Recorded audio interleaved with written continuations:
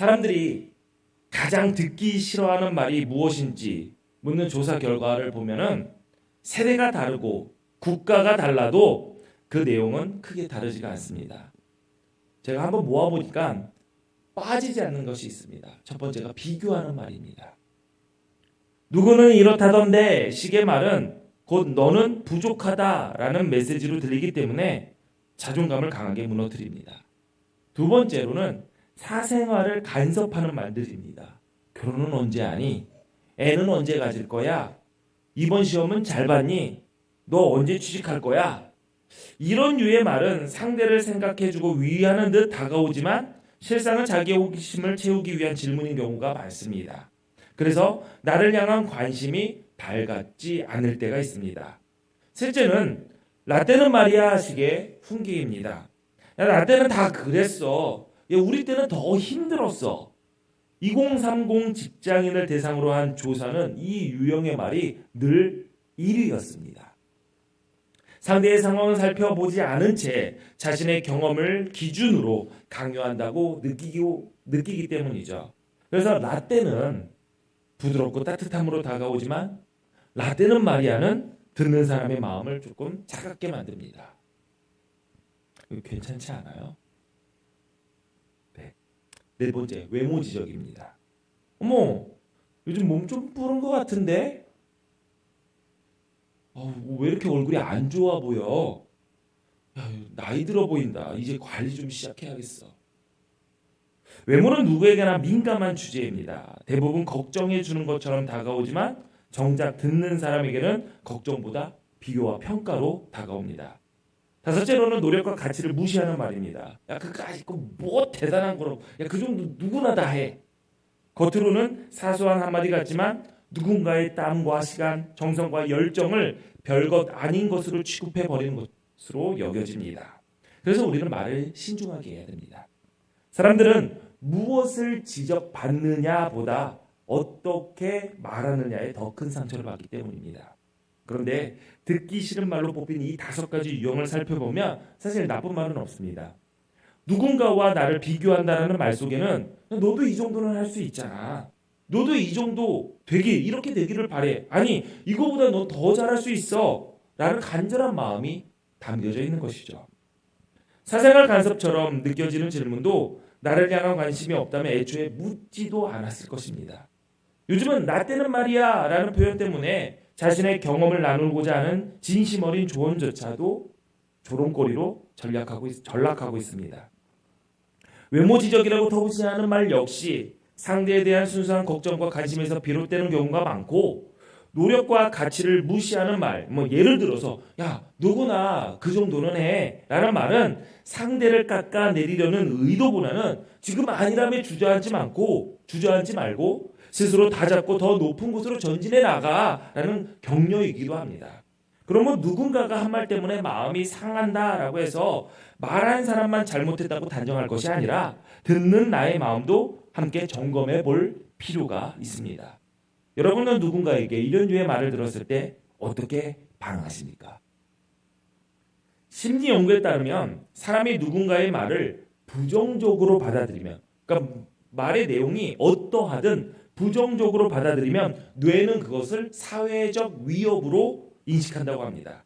그래서 그러한 위협에 반박하거나 감정적으로 맞서는 등 이런 공격적인 반응을 보이기도 하고요. 또는 대화를 피하거나 연락을 끊으면서 그 상황에서 빠져나오려는 회피 반응을 보이기도 한다고 합니다. 또 어떤 경우는 아무 말도 못하고 얼어버린다던가 그건 사실이 아니야, 너는 내 상황을 알지 못하잖아 라는 식으로 현실 부정하거나 자기 합리화를 한다고 합니다.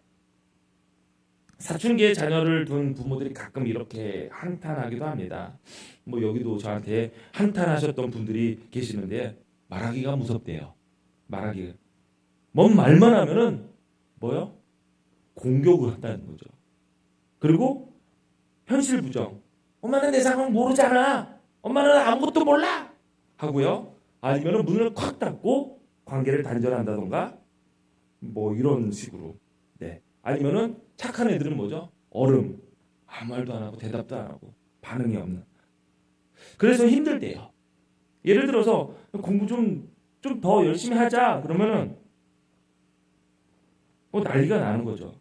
왜 이것밖에 못했어? 더 잘할 수 있었잖아. 라고 말하면 부모는 사실 격려하기 위해서 한 말이라고 생각하지만 아이의 뇌는 그걸 뭘로 받아들인다? 위협으로 받아들이는 거예요.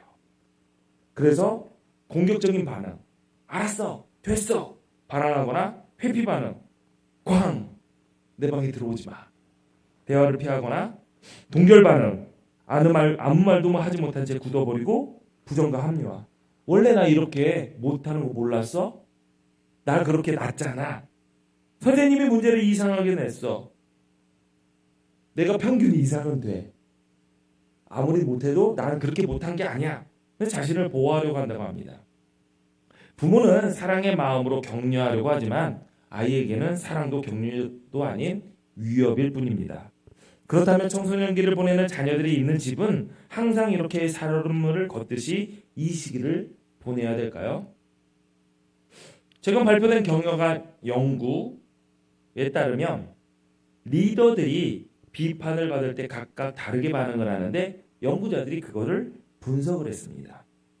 연구자들은 비판을 받아도 크게 방어적인 반응을 보이지 않는 한 그룹의 리더들과 반면 비판에 예민하게 반응하면서 방어적 태도를 보이는 한 그룹들을 놓고 이 차이가 어디서 오는지 분석을 했어요. 그랬더니 예민하게 반응하는 그룹들, 그 리더들을 봐서 확인해 보니까 그 행동의 밑바탕은 실패에 대한 두려움 때문이라는 거예요.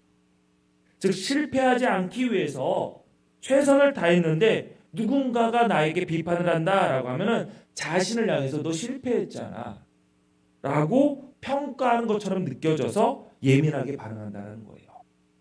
그래서 누군가에게 뭔가 말할 때 실패를 탓하는 듯한 느낌을 받지 않게 이야기하는 것이 중요합니다. 여러분 자녀들이 얘기할 때 너 못했다고 뭐라고 하는 거 아니야? 너 실패했다고 지금 뭐라고 하는 거 아니야? 근데 한번 잘 들어봐 라고 먼저 얘기를 하는 게 좋아요. 물론 될지 안 될지는 잘 모르겠어요. 그래서 너 잘못했다고 하는 거 아니야? 너 지금 혼내려고 하는 거 아니야? 라는 것을 먼저 얘기해 주는 게 좋을 것 같아요. 근데 반대로 비판을 받아도 크게 동요하지 않고 무덤덤하게 넘어가는 리더들을 살펴보니까 이들은 친사회적 동기가 강하다라는 사실이 발견됐다. 친사회적 동기가 무슨 말이냐? 자신의 이익보다는 다른 사람들과 공동체를 위해 선한 영향력을 끼치고자 하는 마음을 친사회적 동기라고 얘기를 합니다. 그러니까 즉 자신을 이끄는 사람들과 내가 이끌고 있는 공동체를 위해서 선한 책임감을 가지고 있는 리더들은 그 비판을 단순한 질책으로 받아들이지 않는다는 거예요. 오히려 그것을 배우고 성장할 수 있도록 돕는 피드백으로 여기고 그 피드백을 통해서 자신이 이끄는 사람들을 돕고 그 공동체에 선한 영향력을 끼치는 기회로 삼는다는 것이에요. 근데 같은 말을 들어도 어떤 사람은 그것을 나에게 지금 뭐라고 하는구나, 지금 나한테 질책하는구나, 혼내는구나, 실패했다고 타박하는구나 라고 받아들이지만 똑같은 말을 들어도 어떤 사람은 지금 나 알려주고 있구나, 잘하라고 도와주고 있구나 라고 받아들인다는 거예요. 말의 내용의 차이가 아니라 듣는 마음, 듣는 자세에서 비롯된 현상입니다. 창세기 12장 이후에 하나님께서 아브라함에게 가장 많은 말씀을 한꺼번에 쏟아내시는 장이 오늘 본문이 들어있는 창세기 17장입니다. 아이들 표현대로 하면은 하나님의 폭풍 잔소리가 시작되는 장입니다. 제가 하나님의 말씀을 감히 잔소리라고 표현한 이유가 있습니다. 그것은 이 말씀이 주어지기 전에 아브라함의 영적 상태와 처치를 고려하면 갑자기 들린 하나님의 말씀이 그저 반가운 음성으로 받아들여지기 어려웠을 것이다 라는 점 때문입니다. 아브라함은 86세에 이스마엘을 낳은 후 13년 동안 하나님과 아브라함 사이의 대화는 끊어지고 영적인 공백기를 보냈습니다. 아브라함은 하나님의 약속을 기다리지 못하고 하나님의 때를 기다리는 대신에 자신의 판단과 계산으로 문제를 해결하고자 했습니다. 이렇게 믿음의 길에서 벗어난 시간이 13년 동안 이어지는 것입니다. 그러니 하나님의 입장에서 보면은 13년 동안 스스로 엉뚱한 길을 걸어가면서도 그것이 하나님께서 이끄시는 길이다 라고 착각을 하며 나름 만족해하고 행복했던 아브라함에게 다시 한번 약속을 확인시키고 언약의 길로 돌려 세우실 필요가 있었던 것입니다. 그래서 창세기 17장에는 아브라함에게 쏟아지는 그 하나님의 말씀이 마치 부모가 오랜 침묵 끝에 아이를 붙잡고 쏟아내는 폭풍 잔소리처럼 느껴질 수 있는 것입니다. 그런데 아무리 하나님의 말씀이 폭풍처럼 쏟아진다고 해도 더 중요한 것이 있습니다. 바로 그 말씀을 받는 아브라함의 듣는 태도입니다. 본문 3절에 보니까 아브라함이 엎드렸더니 라고 했습니다. 13년 만에 하나님께서 다시 말씀하시기를 시작했는데 그때 아브라함이 보인 반응은 변명이나 대꾸가 아니었습니다. 하나님 왜 이제서야 말씀하십니까? 라고 따지지도 않았습니다. 그는 엎드렸습니다. 13년의 침묵이 있었습니다. 기다림도 지치고 실수도 했고 믿음도 흔들렸을 만한 시간입니다. 그런데도 하나님이 말씀하셨을 때 아브라함은 도망가지도 변명하지도 않고 엎드렸습니다. 왜 엎드릴 수 있었을까요? 그것은 하나님의 말씀을 듣고자 하는 동기가 분명했기 때문입니다. 하나님의 약속을 이루고자 하는 열망이 그의 마음속에 가득했기 때문입니다. 그래서 그는 하나님의 말씀을 비판이나 간섭이나 통제로 듣지 않았습니다. 그 말씀을 회복의 길, 새로운 출발의 길로 들었던 것입니다. 여러분이 하나님의 말씀을 듣고자 하는 가장 큰 동기는 무엇이고 또한 얼마나 간절하십니까? 오늘 말씀을 통해서 말씀 듣는 나의 자세를 확인해 보셔야 됩니다. 아브라함이 하나님 앞에 말씀하시는 그 음성 앞에 엎드렸더니 바로 그 다음에 놀라운 일이 이어집니다. 본문 3절을 다시 보시겠습니다. 함께 있습니다. 시작. 아브라함이 하나님이 또 그에게 말씀하여 이르시되 아브라함이 엎드리자 하나님의 말씀이 그때부터 쏟아지기 시작했습니다. 침묵의 시간이 끝나고 말씀의 홍수가 이제 시작된 것이죠. 방향을 잃었던 시간이 끝나고 하나님의 인도하심이 다시 흐르기 시작했습니다. 여러분, 이게 영적인 원리입니다. 하나님은 엎드린 사람에게 더 말씀하십니다. 말씀 앞에 반응하는 사람에게 길을 열어주십니다. 그래서 말씀을 받는 태도가 바뀌면 인생의 흐름도 바뀌게 되는 것입니다. 아브라함이 엎드리자 하나님께서 그 위에 쭉쭉쭉쭉 말씀하십니다. 아브라함아, 내 앞에서 행하여 완전하라. 내 약속을 다시 기억해라. 내가 너를 번성하게 하겠다. 내가 너를 이름을 바꿔 아브라함이라고 하겠다. 너는 내 언약을 지켜야 한다. 너는 할례를 행하여야 된다. 내가 너의 아내의 이름도 사레에서 사라로 바꾸어 줄 것이다. 사라를 통해서 아들을 줄 것이다. 그 아들의 이름을 이삭이라고 해라. 내가 이삭과 언약을 세우겠다. 왜 이렇게 많은 말씀이 주어졌을까요? 13년 동안 무너져 있던 것을 하나님께서는 다시 세우고자 하셨기 때문입니다. 흐려진 약속을 다시 또렷하게 명확하게 만드시고자 했던 것입니다. 비록 아브라함이 13년의 시간을 하나님 앞에서 걷지 않았고 하나님이 보시기에 허무하게 흘려보냈지만 우리는 아브라함의 그 실수만 봐서는 안 됩니다. 분명 아브라함에게도 연약함이 있었습니다. 그럼에도 그의 진정한 강점 하나를 우리는 주목해야 됩니다. 그가 믿음의 조상이 되고 수많은 민족에게 복의 근원이 될 수 있었던 이유는 그가 하나님의 말씀을 받는 자세가 복받을 만한 합당한 태도였기 때문입니다. 말씀 앞에 자신을 낮추고 흙에 얼굴을 파묻고 말씀을 수용하고자 하는 태도가 몸으로 드러났던 것이죠. 여러분, 예수 믿는다고 다 똑같지는 않습니다. 어떤 사람은 신앙의 연륜이 길지 않아도 하나님의 말씀 앞에 민감하게 반응합니다. 찔리는 말씀도 아멘으로 받아들입니다. 귀 기울이고 마음을 열며 하나님의 인도하심을 들으려고 합니다. 말씀으로 이끌어 가시는 하나님의 손길을 갈망을 합니다. 그러나 그렇지 않은 사람들도 있습니다. 하나님께서 누구를 말씀으로 이끌어 가시겠습니까? 당연히 말씀에 반응하는 사람, 말씀 앞에 엎드리는 사람입니다. 여러분은 하나님의 음성이 들릴 때 어떻게 듣고 계셨습니까? 여러분들이 말씀을 읽을 때, 묵상을 할 때, 설교자의 입에서 나오는 하나님의 음성이 선포가 될 때, 아니면은 내 주위의 영적 친구들, 사람들, 그리고 생활 환경을 통해서 하나님께서 세미하게 여러분 앞에 말씀하셨을 때 여러분은 어떻게 듣고 계셨습니까? 예수님은 하나님의 말씀을 듣는 태도가 그 사람의 정체가 무엇인지 드러낸다고 했습니다. 요한복음 8장 47절 말씀 우리 같이 읽습니다. 시작. 하나님께 속한 자는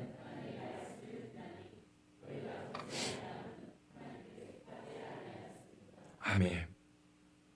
우리가 하나님의 말씀을 어떻게 듣느냐에 따라서 내가 하나님께 속한 자인지 아닌지 보여준다는 것입니다. 내가 구원받은 자인지 아니면 아직도 멸망 속에서 헤매이고 있는 자인지 내가 하나님의 말씀을 듣는 태도가 듣는 마음이 내가 어떤 사람인지 보여준다고 했습니다. 그래서 히브리서 3장 7절 8절 말씀에 오늘 너희가 그의 음성을 듣거든 광야에서 시험하던 날에 거역하던 것 같이 너희 마음을 완고하게 하지 말라고 그랬습니다.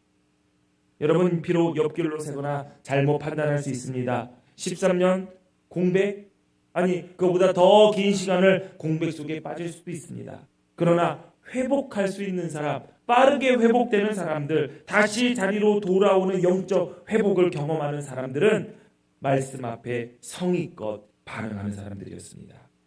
아브라함이 엎드렸더니 하나님께서 또 말씀하셨듯이 하나님은 엎드린 자에게 말씀을 이어가십니다. 하나님 앞에 엎드리는 자세, 그것이 회복하는 자의 자세입니다. 말씀을 듣는다는 것은 단순히 귀로 듣는 것이 아닙니다. 마음을 열고 겸손히 순종의 태도로 받아들이는 것입니다.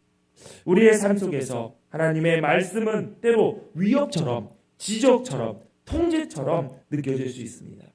그러나 말씀을 받아들이는 마음이 곧 믿음의 자세이며 그 마음으로 하나님 앞에 엎드릴 때 우리의 삶은 다시 세워지고 방향을 찾게 될 것입니다. 여러분 요즘 AI 많이 사용하시나요? 챗 GPT라던가 여러 가지 많은 것들이 있더라고요. 그래서 특화되어 있는 부분에 AI들이 많은데 어느 책에서 읽어보니까 27년, 28년에는 예를 들어서 알파고는 바둑을 잘 두는 AI 이런데 이런 모든 것들 기능이 다 합쳐지는 AI가 곧 이루어질 거예요. 상용화될 것이다. 사용할 수 있을 것이다라고 얘기를 하고 있습니다. 그래서 이런 시대에 어떻게 살아가야 될까, 어떻게 목회해야 될까 사실 많이 고민스럽기는 합니다. 요즘 AI로 대화하는 사례가 정말 많아졌습니다. 어제 책으로 걷는 순례길 모임을 이제 일단 마쳤습니다. 한 권 내면 세계의 질서와 영적 성장이라는 책을 5주간에 걸쳐서 잘 나눴는데 은혜로운 시간이었고 많은 분들이 많은 분들은 아니고요. 거기 안에 있던 분들이 이 도서로 이 책으로 한번 같이 책순을 하면 안 되겠느냐 이렇게 여러 가지 제안도 들어오기도 했습니다. 마지막 모임에 친구라는 주제가 있었어요. 영적 대화를 나눌 수 있는 친구가 있냐? 나는 사람들을 만나면 어떤 대화를 하냐? 이런 걸 가지고 책의 내용을 이제 잠깐 나눴는데 제가 영적 대화를 나눌 수 있는 친구가 있냐라는 물음에 한 집사님이 이렇게 대답을 하더라고요.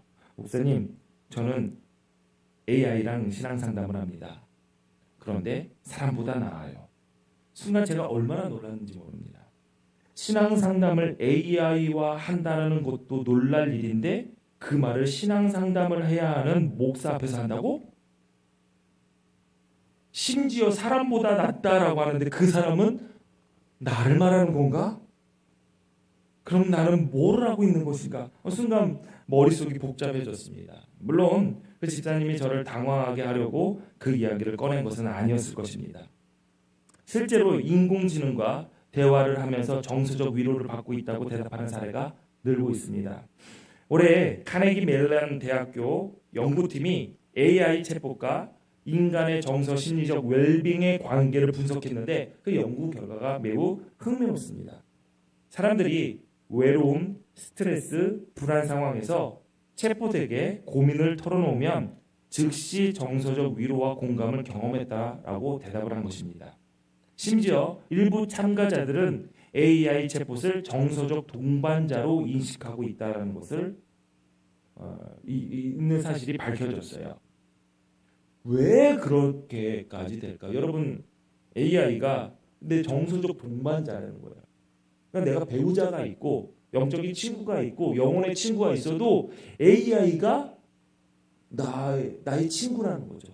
내 말을 잘 들어주고 나에게 정서적 안정을 주고 나에게 조언을 해주는 나의 정서적 동반자로 인식하는 사람들이 늘고 있다는 거예요. 물론 이 연구의 결과를 보면은 부정적인 것이 많습니다. 이럴수록 더욱더 고립하고 외로움에 빠지고 이런 것들이 여러 가지 부정적인 결과가 있는데 사실 그 이야기를 하려는 것이 아니라 왜 AI에 요즘 사람들이 기계에 인공지능에 자신의 마음을 털어놓을까라고 알아봤더니 첫 번째 이유가 너무 단순해요. 말 걸으면 항상 대답해 주기 때문에. 여러분 한번 잘 생각해 보세요. 여러분의 자녀가, 여러분의 배우자가, 여러분의 친구가 누군가가 말을 걸어줄 때 여러분 대답 안 한 적이 있습니까? 굉장히 많다고 합니다. 24시간 언제든지 질문이나 고민에 답하고 대화를 이어가는 것이 그를 AI와 대화하는 가장 첫 번째 이유입니다. 그래서 제가 그거를 보면서 저를 한번 돌아봤어요. 제 아이들이 와서 고맙게도 아직까지는 저에게 말을 걸어줄 때가 있습니다. 그런데 제가 피곤하면 얼른 자야지 하고 미칩니다. 마음과 다르게 퉁명스럽게 말이 나갈 때가 있고요. 듣기보다는 제가 할 말이 생각이 나서 말 끊고 가만히 있어 아빠 말부터 들어봐 라고 막 쏟아낼 때가 있어요. 네. 언제라도 대화할 수 있는 상대가 있다는 것만으로도 사람들이 위로를 받는다는 거예요. 그가 무슨 얘기를 하는 것은 중요하지 않습니다. 내가 말을 할 수 있는 대화의 상대가 존재한다는 것 자체가 위로랍니다. 또 AI는 사용자의 말이나 행동을 비판하거나 비교하지를 않는데요. 그래서 AI와 대화를 하면 기분 상할 일이 없다고 합니다. AI는 듣기 싫은 말을 하지 않게 설계가 되어 있대요. 그래서 어찌됐든 충청도 사람보다 더 충청도스럽게 돌려서 얘기를 합니다. 그리고 절대 불편한 얘기를 하지 않는다. 그 말 속에 공격도 비판도 불편함이 없으니 많은 사람들이 AI와 대화할 때 편안함을 느낀다고 합니다. 그런데 중요한 사실이 있습니다. 연구팀이 얘기한 건데요. 사람들은 듣기 싫은 말을 싫어하지만 성장과 회복은 대부분 듣기 불편한 말, 하지만 필요한 말을 통해서 이루어진다 라는 사실을 명시해 놨더라고요. 시편 141편 5절 말씀입니다. 의인이 나를 질지라도 은혜로 여기며 책망할지라도 머리에 기름같이 여겨서 내 머리가 이를 거절하지 아니할지라. 우리는 듣기 편한 말만 찾으려 하지만 진정한 회복과 성장은 불편한 말씀 앞에 마음을 열고 엎드릴 때 이룰 수 있다는 사실을 우리는 기억해야 됩니다. 지금 이 시간 하나님께서 우리에게 말씀하고 계십니다. 지금 나는 어떤 자세로 어떤 마음으로 하나님의 말씀을 듣고 계십니까?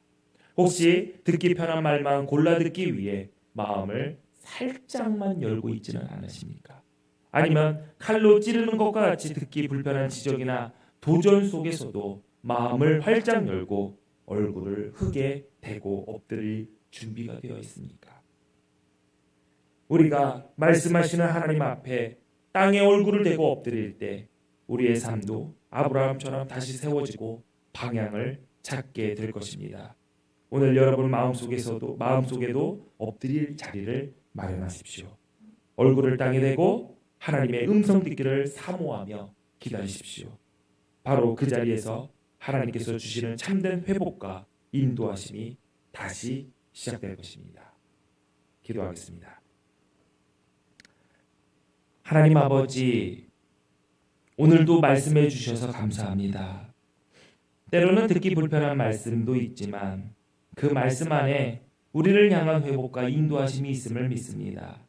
주님, 우리의 마음이 닫혀 있을 때도 하나님의 음성을 듣고 엎드려 순종할 수 있는 겸손한 마음을 허락하여 주시옵소서. 하루하루의 선택과 결정 속에서 편하고 즐거운 것만 쫓지 않고 필요한 말씀 앞에 반응하며 나갈 수 있도록 도와주옵소서. 아브라함처럼 말씀 앞에 엎드려 회복하고 다시 세워지는 은혜를 경험하게 하시고 우리의 삶 가운데 하나님의 약속과 길을 분명히 볼 수 있도록 우리에게 지혜를 허락하여 주옵소서. 예수님 이름으로 기도하옵나이다. 아멘.